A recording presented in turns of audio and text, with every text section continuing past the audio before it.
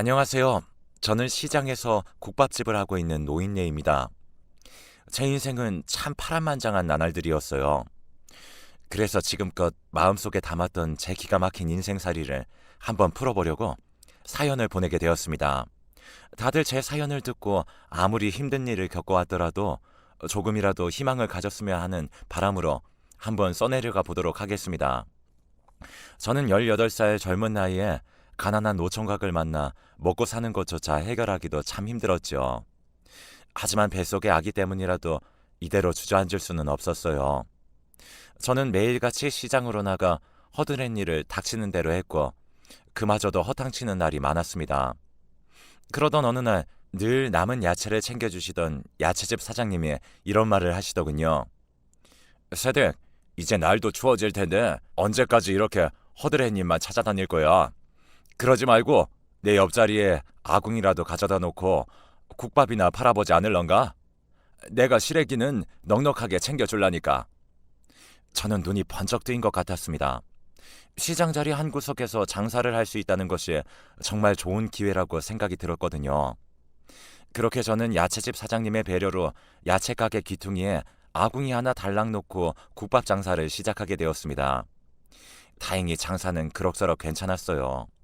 당시 시장 안에는 상인들이 끼니를 때울 만한 곳이 없었던 탓에 제가 끓인 시래기 국밥은 잘 팔리기 시작했어요. 처음엔 하루에 대여섯 그릇 팔리던 국밥이 다음 날에는 20그릇이 팔렸고 또 그 다음 날은 30그릇씩 팔렸어요. 저는 힘든 줄도 모르고 국밥을 열심히 끓였습니다. 시장 상인들의 도움으로 그렇게 자리를 잡았고 몇 년 후 작은 가게 자리까지 얻을 수 있었습니다. 장사는 꾸준히 잘 됐고 작은 가게는 늘 북적거렸죠. 언젠가부터 시장 상인들은 국밥을 배달해 주기를 원했고 이제는 남편까지 합세해 국밥집을 운영하게 되었습니다. 그렇게 찢어지게 가난했던 우리 부부는 조금씩 자리를 잡았고 첫 아들도 무럭무럭 잘 자라 어느새 5살이 되었습니다. 그러던 어느 날이었어요. 날씨가 궂은 날이어서인지 배달 주문 때문에 전화통이 쉴 새 없이 울려댔어요. 남편은 정신없이 국밥을 배달하러 갔었죠. 그런데 배달을 나간 남편이 돌아올 시간이 한참이나 지났는데도 돌아오질 않았습니다. 뭔가 이상하다는 생각이 들 때쯤 누군가 가게 문을 열며 소리를 질렀어요. 창수댁 큰일 났어. 저 사거리에서 창수댁 남편이 오토바이에 치였다고. 저는 그 순간 가슴이 철렁 내려앉았어요. 정신없이 아들을 들쳐업고 사거리로 뛰쳐나갔죠. 축축한 땅 위에 쓰러져 있는 남편의 모습이 마지막일 거라고는 생각지 못했습니다. 저는 그렇게 허무하게 남편을 잃고 말았습니다. 슬픔을 길게 느낄 새도 없었습니다. 남편 없이 어린 아들과 단둘이 살아가기 위해선 다시 국밥을 끓여야만 했죠. 하지만 불행은 한꺼번에 몰려온다고 했던가요?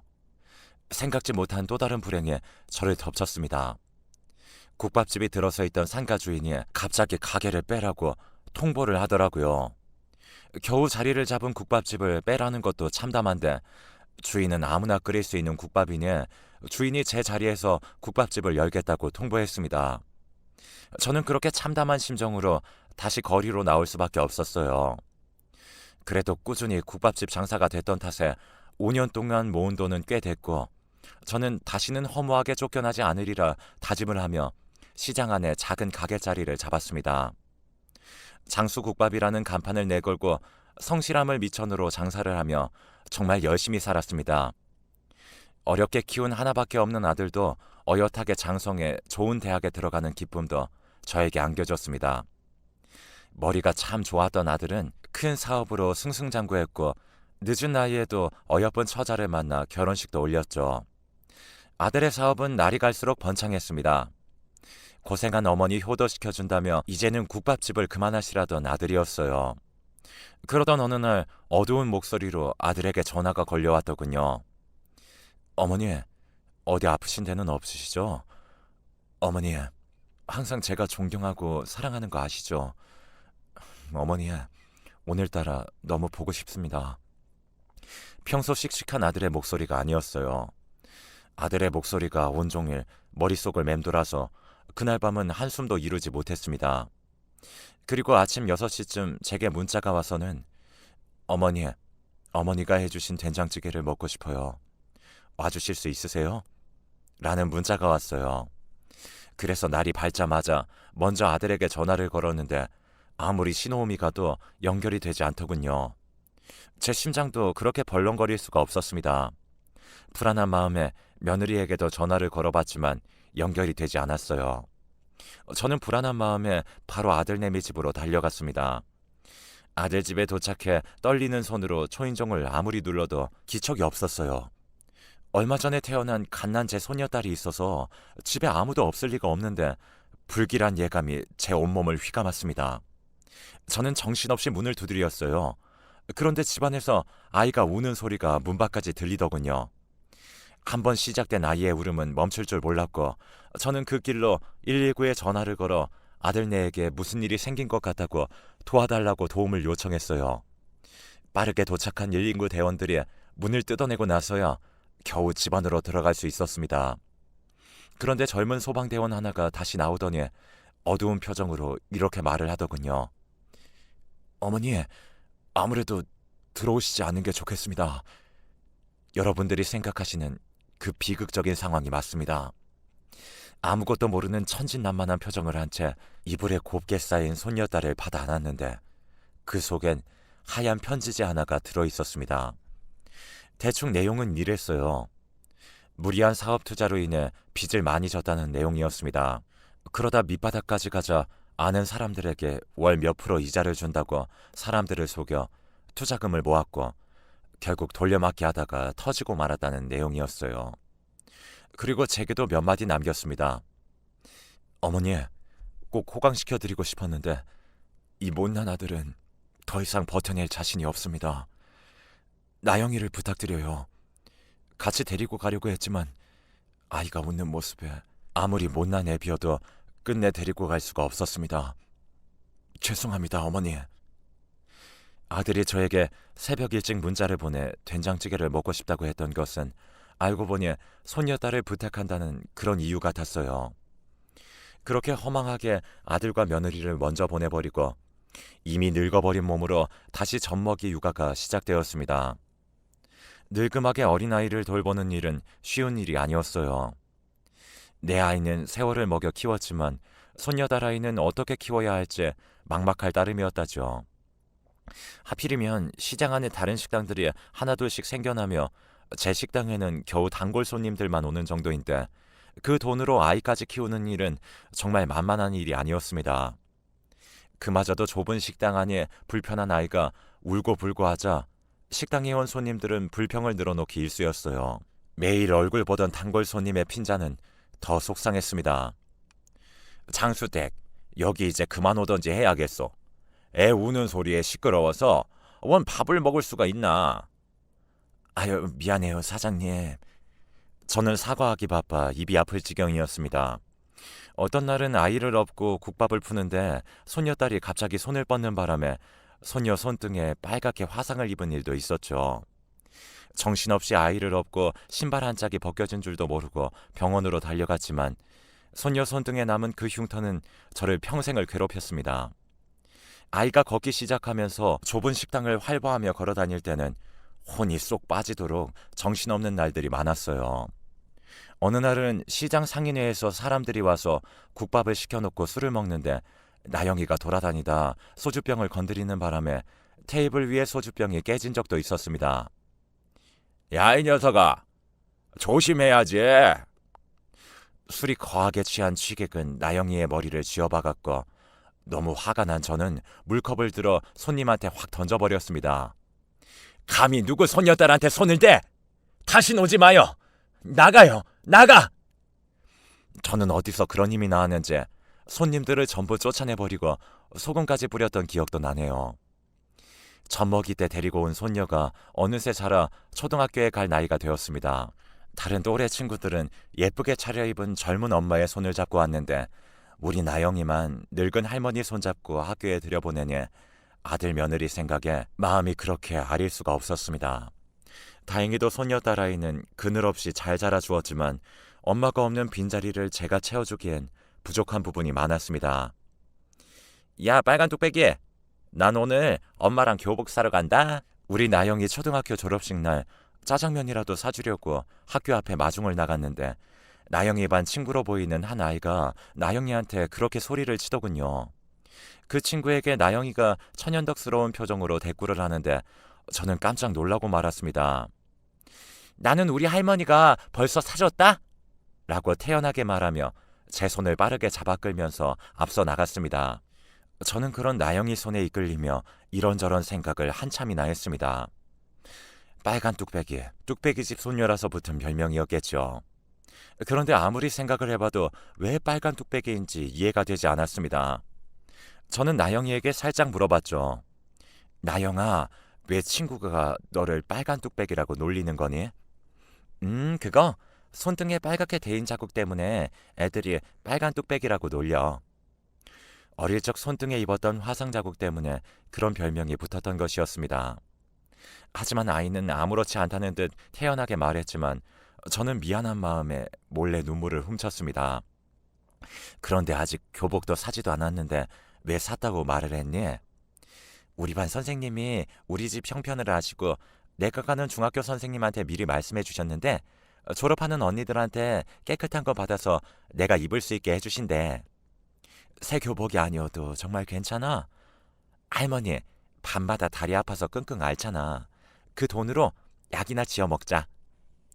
왜 자기라고 새 교복을 입고 싶지 않겠어요. 그래도 손녀는 할머니 걱정에 내색을 하지 않았던 것이었습니다. 그런 손녀의 모습에 마음이 아프면서도 언제 이렇게 다 컸나 하는 생각도 들더군요. 그렇게 속이 깊었던 나영이는 훌쩍 커서 어느덧 고등학생이 되었습니다. 가난하고 모자란 할미 손에 컸어도 큰 사고 없이 잘 자라주었죠.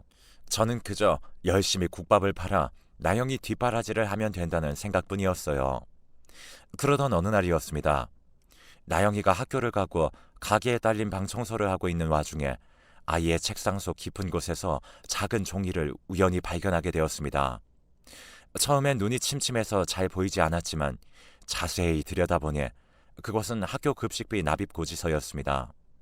그러고 보니 나영이 급식비를 준 것이 언제인지 잘 기억이 나질 않더라고요. 바로 그 순간 못난 할미 때문에 우리 손녀가 밥을 먹지 못했을까봐 가슴이 철렁했습니다. 바로 그때 가게 안에 전화가 요란하게 울리기 시작했어요. 저는 불안한 마음을 애써 부여잡고 수화기를 들었죠. 안녕하세요. 나영이네 집 맞죠? 예, 그런데요. 아, 나영이 할머님이세요? 저는 나영이 담임입니다. 수화기 너머로 들려온 담임 선생님의 목소리는 냉담하게 느껴졌습니다. 바로 나영이에게 무슨 일이 벌어진 것이라고 직감했죠. 담임 선생님은 나영이가 친구의 지갑을 훔쳤다며 저를 학교로 호출했습니다.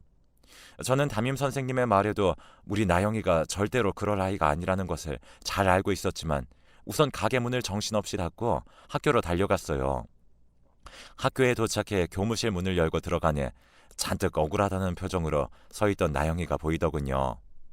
나영아, 이게 무슨 일이냐? 나영이 할머님이시죠? 나영이가 저희 반 학생의 지갑에 손을 댔습니다.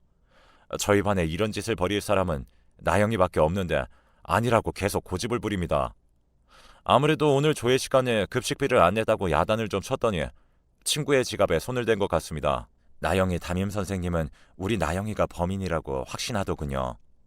저는 그런 선생님이 야속했지만 다 제가 우리 나영이를 잘 뒷바라지하지 못한 죄라고 생각하며 선생님께 고개를 숙였습니다. 선생님, 죄송합니다. 제가 다 잘못 키운 탓입니다. 다시는 이런 일 없도록 단단히 혼내겠습니다. 그러니까 한 번만 용서해 주세요. 그런데 나영이가 갑자기 발끈하며 선생님, 저 범인 아니에요. 왜 제 말은 믿지 않고 저한테만 그러시는 거예요? 짝. 저는 혹시라도 선생님에게 대들은 나영이가 학교에서 잘못될까봐 그만 나영이 뺨을 때리고 말았어요. 사실 제 손이 나영이 뺨을 때린 그 순간 저는 눈앞이 캄캄했었습니다. 아직도 저를 원망스럽게 바라보는 아이의 눈빛을 잊을 수가 없습니다. 그래, 내가 그랬어. 애들이 내가 급식비도 안 내고 그래서 급식 반찬이 개떡같이 나온다고 돈도 안 낸 주제에 밥은 꼬박꼬박 먹는다고 놀려서 급식비 내려고 훔쳤어. 이제 됐어? 이게 다 가난한 할머니 때문이잖아. 나영이는 그렇게 소리를 지르며 교무실을 뛰쳐나갔어요. 교무실의 선생님들은 혀를 끌끌 차며 따가운 눈초리를 보내더군요. 저는 연신 고개를 숙여 용서를 빌었고 도망치듯이 교무실을 나와 나영이를 찾았습니다. 하지만 나영이는 어디에도 보이지 않았어요. 어쩔 수 없이 가게에 돌아와 보니 문이 열려 있는 게 아니겠어요. 우리 나영이가 집에 먼저 와서 할미를 기다리고 있었구나 싶었는데 장롱문이 활짝 열려 있었고 나영이 옷가지와 장롱 깊숙이 숨겨둔 돈도 사라지고 없었죠. 저는 나영이가 가출한 것을 직감했습니다. 혹시라도 돌아올까 불을 환히 켜고 가게 문을 열고 기다렸지만 밤이 늦도록 나영이는 돌아오지 않더군요. 저는 경찰에도 신고를 하고 나영이를 찾아 나섰지만 경찰도 단순 가출이라며 적극적으로 찾지 않았고 저 혼자 온 동네를 미친 듯이 찾아 헤맸습니다. 며칠 밤낮을 가게 문을 열지도 못하고 찾아 헤맸습니다. 하지만 나영이는 어디에도 있지 않았습니다. 그래도 나영이가 돌아올 것은 여기뿐이니 곧 돌아오겠지 하고 마음을 다잡으며 가게 문을 다시 열었습니다. 하지만 나영이는 돌아오지 않았습니다. 그렇게 얼마나 지났을까요? 어느 날 단골 손님이 찾아와 국밥을 먹으며 얼마 전 결혼식장을 갔다가 우리 나영이를 본 것 같다고 말하는 게 아니겠어요. 정말이에요? 거기가 어디예요? 저는 그 자리에서 바로 가게 문을 닫고 나갔습니다. 단골 손님이 적어준 그 주소 하나만 들고 물어물어 그곳을 찾아갔죠. 서울에 있는 큰 예식장이었는데 거기서 접시를 나르는 나영이를 볼 수 있었습니다. 나영아, 아이고 이놈아. 할머니, 저를 알아본 나영이는 냅다 도망을 치려고 하더군요. 일로 와. 내가 왜 몰라? 내가 우리 손녀를 왜 몰라? 얄미는 네가 지갑을 훔치지 않았다는 것을 알고 있다고. 저희는 한참을 아무 말 없이 서로를 바라만 봤어요. 못 본 사이 부쩍 야위어 있는 아이의 모습에 가슴이 찢어질 듯 아팠습니다. 저는 손녀를 다시 데리고 가기 위해 나영이의 손목을 꼭 붙잡았지만 아이는 제 손을 거칠게 뿌리치더군요. 손녀의 입에선 모진 말이 쏟아져 나왔습니다. 다시는 국밥집으로 돌아가고 싶지 않다고. 지긋지긋한 국밥 냄새도 가난한 할머니도 다 싫어. 그 어린 것이 얼마나 한이 쌓여 있었을까요? 그동안 가슴속에 꼭꼭 눌러 담아놓았던 말들을 쉴 새 없이 내뱉었습니다. 다 못난 내 죄 같아서 가난으로 끌어들였던 것 같아서 저는 나영이를 끝내 데리고 올 수가 없었습니다. 다만 어디서 살고 있는지 잘 살고 있는지만 소식을 알려달라는 말밖에 할 수가 없었죠. 나영이는 다행히 가지고 나간 돈으로 고시원도 구하고 아르바이트도 하면서 자기 앞가림을 하고 있는 것 같았습니다. 잘 지내고 있으니 다시는 신경 쓰지 말라는 차가운 말이었지만 저는 나영이가 몸 누일 곳이라도 있으니 내심 다행이다 싶었어요. 계속해서 아이를 남겨두고 돌아온 것이 마음이 쓰였지만 그날은 아이의 그 완고함에 돌아올 수밖에 없었습니다. 부모도 없이 허구한 날 국밥 냄새를 풍기는 할머니가 나영이도 지긋지긋했을 겁니다. 오랜 시간 작은 가게방에서 냄새나는 할머니랑 지내는 것이 아이가 얼마나 싫었겠습니까? 저는 그렇게 아이를 남겨두고 눈물을 훔치며 다시 돌아왔죠. 그때는 제가 더 국밥을 열심히 팔아서 아이 뒷바라지를 잘해주면 된다고 생각했어요. 그렇게 일상으로 돌아와 더 열심히 국밥 장사를 했습니다. 언제나 아이 걱정이 앞섰지만 저는 그때마다 꾹 참고 악착같이 돈을 모았습니다. 그게 아이를 위한 길이라고 생각한 것이었죠. 하지만 그것이 손녀와의 긴 이별이 될 줄은 누가 알았겠습니까? 시간이 한참 지난 뒤에 아이에게 모아둔 돈이라도 전해주고 싶었어요. 그래서 아이가 말해줬던 고시원으로 슬쩍 찾아가 보았지만 그곳에는 나영이가 없었습니다. 아무리 수소문을 해도 넓은 서울 바닥에서 나영이를 찾는 일은 쉬운 일이 아니었어요. 그렇게 며칠을 찾아 헤맸지만 아이의 흔적이나 소식을 아는 사람은 찾을 수가 없었습니다. 저는 그렇게 애가 타는 마음으로 다시 돌아갈 수밖에 없었어요. 한동안 손녀딸 걱정에 정신을 차릴 수가 없더군요. 그래도 시간이 지나면 돌아올 것이라고 생각했지만 속절없이 시간은 가고 나영이는 끝내 돌아오지 않았습니다.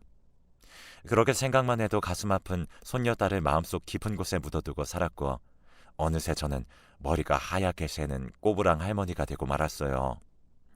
긴 세월이 흘렀지만 혹시라도 나영이가 돌아오지 않을까 싶어 가게 문을 닫지 못했어요.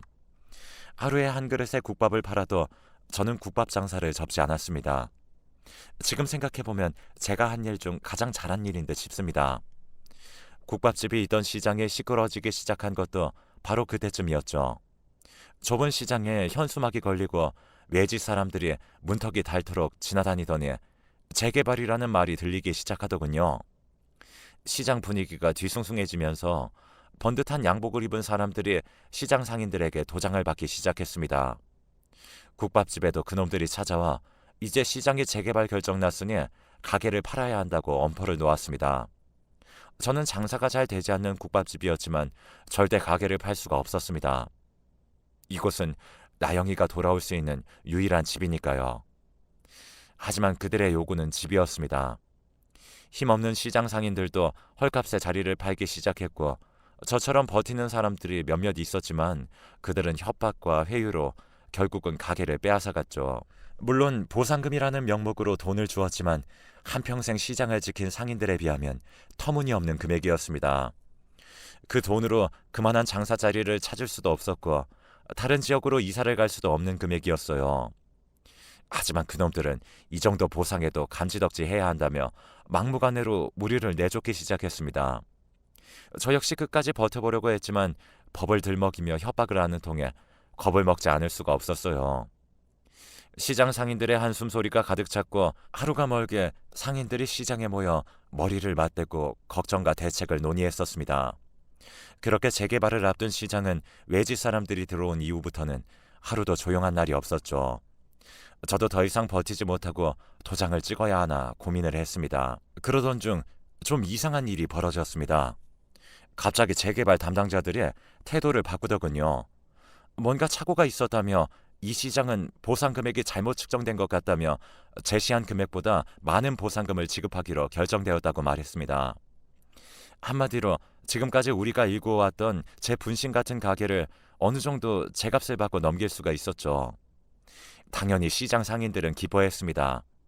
물론 몇십 년 동안 시장에서 장사를 해온 상인들에겐 정든 곳을 떠나야 한다는 게 아쉬웠지만 적절한 보상금을 준다고 하니 그나마 다행이었습니다. 그렇게 한숨을 돌릴 수는 있었지만 저희 시장 상인들은 갑자기 바뀐 그들의 태도를 도무지 이해할 수가 없었어요. 굳이 보상 금액을 올려주지 않았어도 잔뜩 겁먹은 상인들이 떠날 수밖에 없던 상황이었는데 왜 그들은 보상 금액 책정이 잘못되었다며 올려서 지급한 것이었을까요? 그 의문이 풀린 건 시장이 폐쇄되기 바로 전날이었습니다. 저희 상인들은 마지막 시장의 모습을 눈에 담기 위해 모여 있었고 정든 곳을 떠나야 한다는 생각에 눈물을 훔치는 상인들도 많았습니다. 저도 그 중에 한 명이었고요. 그때 멀리서 번듯하게 양복을 차려입은 사람들이 다가오더군요.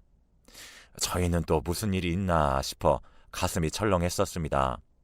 하지만 그들 중 웬 젊은 여자가 또랑또랑한 목소리로 말하더군요. 저희는 로펌에서 나온 변호사들입니다. 저는 박나영 변호사라고 합니다. 혹시 여러분들 중 보상금을 못 받으신 분들은 없으시죠? 박나영. 저는 귀가 번쩍 뜨이는 것 같았어요. 한 번도 잊어본 적 없는 이름이었습니다. 여러분들, 박나영 변호사님께 고마워하셔야 합니다. 이 변호사님 덕에 여러분들이 보상금을 제대로 받을 수 있는 거였어요. 검은 양복을 입은 남자 중 하나가 그렇게 말했지만 저는 아무 말도 귀에 들어오지 않았습니다. 그저 그 여자 변호사의 얼굴만을 쳐다보았지만 한눈에 봐도 제 귀한 손녀딸이라는 걸 알았습니다. 아직도 손등에 그때 화상 흉터가 남아있었고 어여쁜 얼굴도 그대로였습니다. 아니, 이게 누구야? 나영아, 귀한 내 손녀딸 맞지? 할머니, 맞아요. 저 손녀딸 나영이에요. 할머니, 그동안 고생 많으셨죠? 제가 너무 늦게 와서 죄송해요. 그 모습을 본 시장 상인들은 제 손녀딸 나영이가 변호사가 되어 돌아왔다며 박수를 치고 자기 일처럼 기뻐했습니다. 장수 때 횡재했어. 집 떠난 손녀딸이 성공해서 돌아왔으니 이제 호강할 일만 남았구만. 저는 그 말에 깜짝 놀라 손사래를 쳤습니다. 아유, 그런 소리 말아요. 제가 무슨 염치로. 저는 지금 제 앞에 나영이가 서 있다는 것만으로도 꿈을 꿔는 것 같았습니다. 나영이가 건강하게 돌아와 준 것만 해도 감사하고 또 감사할 일이었죠. 저는 나영이와 그동안 못했던 이야기들을 밤새 나누었습니다. 나영아, 그동안 어떻게 지낸 거니? 이 할미가 서울에 다시 널 찾으러 그렇게 찾아다녔는데 없더구나. 왜 그동안 연락을 하지 않았던 거니? 나영이는 제 질문에 바로 답을 하지 못하고 머뭇거렸습니다. 그러다 어렵게 입을 열더군요. 나영이의 인생도 정말 쉽지 않았습니다. 할머니, 저는 사실 할머니가 절 찾아다니는 모습을 보고 일부러 거처를 옮긴 거였어요. 할머니가 우시면서 저를 찾아다니는 걸 보고 할머니한테 더 이상 짐이 되고 싶지 않았어요. 이를 악물고 지금껏 버티면서 살았고 제 유일한 목표는 꼭 성공해서 할머니를 다시 찾아뵙는 거였어요. 그래서 이렇게 늦었네요. 너무 늦게 돌아와서 죄송해요. 저와 소식이 끊겨던 나영이는 다시는 사람들의 무시를 받지 않기 위해 밤낮으로 아르바이트를 하며 악착같이 공부를 했고 검정고시에 합격까지 했답니다. 그것도 모자라 억울한 사람을 만들지 않기 위해 변호사가 되기로 결심했고 결국에는 로스쿨에도 진학했다더군요. 근데 로스쿨 학비가 만만치 않아 조교 활동과 과외 아르바이트까지 병행해가며 학비를 충당했고 그렇게 어렵게 공부를 해가면서도 변호사 시험에 합격까지 했답니다. 저는 나영이의 말을 듣자 눈물이 왈칵 쏟아졌습니다. 그 어린 것이 혼자 돈을 벌며 공부를 하느라 얼마나 힘들었을까. 어려움이 있을 때마다 이 나쁜 할미를 얼마나 원망했을까. 그 생각에 제 가슴이 미어졌습니다. 저는 나영이의 빨간 화삭 자국에 남아있는 손을 꼭 붙들며 말했습니다. 나영아, 이 나쁜 할미 때문에 얼마나 고생이 많았니? 우리 손녀 얼마나 힘들었어. 아휴, 우리 귀한 손녀. 내가 이 할미가 잘못했어. 아니에요, 할머니. 할머니가 저를 부모님 대신에 키워주셨는걸요. 할머니 잘못은 하나도 없어요. 다 제가 고집을 부려서예요. 그러니까 할머니는 제 걱정 하나도 안 하셔도 돼요. 우리 할머니가 저를 위해 매일같이 기도해 주시고 걱정해 주시는 덕분에 할머니 손녀딸 이렇게나마 좋은 모습으로 나타날 수 있었어요. 이제부터는 할머니처럼 어려워하시는 분들 도와가며 사람들에게 베풀며 살 거예요. 우리 나영이는 어른이 돼서 나타나 마음씨 좋고 착한 아가씨로 성장했습니다. 그 모습을 보고 얼마나 대견하던지 지 엄마 아빠가 하늘에서 보면 얼마나 기뻐할지 생각하니 얼마나 울었는지 모릅니다. 우리 소녀는 그런 어려움 속에서도 자리를 잡고 보잘것없는 저를 잊지 않고 시장에 찾아왔던 거였어요. 그리고 우연치 않게 부당하게 진행되고 있는 시장 재개발 사정을 알게 되었다더군요. 그런 상황을 알게 된 나영이가 직접 개발사와 시청을 찾아다니며 정당한 보상이 이루어지도록 힘을 쓴 것이었고 그 때문에 저와 시장 상인 모두가 보상금을 제대로 받을 수 있었던 것이었습니다. 할머니, 제가 너무 늦게 와서 죄송해요. 변호사가 되는 게 생각처럼 쉽지 않더라고요. 그리고 변호사 돼서도 적응을 하느라 좀 늦었어요. 이제는 할머니랑 같이 살면서 평생 할머니 옆에서 지켜드릴게요. 할머니, 사랑해요. 이 모든 사실이 알려지자 시장 상인들은 나영이에게 무척이나 고마워했고 아무것도 해준 것 없는 이 할미한테 이렇게 돌아온 소녀가 그렇게 고마울 수가 없었습니다. 저희 두 사람은 그날 밤 그렇게 그동안 못 나눴던 얘기를 나누며 서로의 진심을 알게 되었습니다. 오랜만에 가게에 달린 비좁은 쪽방에서 나영이와 저는 손을 꼭 잡은 채 잠이 들었죠. 오래간만에 아주 편안한 밤이었어요. 그리고 얼마 후 우리 손녀딸과 함께 집을 얻어 아주 잘 살고 있습니다. 늙은이 옆에서 누군가 있어준다는 게 너무 든든할 수가 없어요. 이런 기회를 주신 모든 신들에게 감사할 따름이었습니다. 저는 이번 사연을 통해서 꼭 하고 싶은 말이 있습니다. 나영아, 이 할미가 부족해서 참 미안했다. 내가 네 엄마 아빠 몫까지 다 해주고 싶었는데 그렇게 못해줬구나.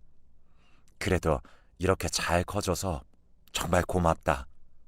이 할미가 이제 바라는 건 너의 행복뿐이란다. 기적 같은 지금을 선물해줘서 참 고맙다. 사랑한다, 내 손녀딸. 이 사연을 보신 모든 분들도 항상 건강하시고 이번에 다시 한번 느낀 것이 있습니다.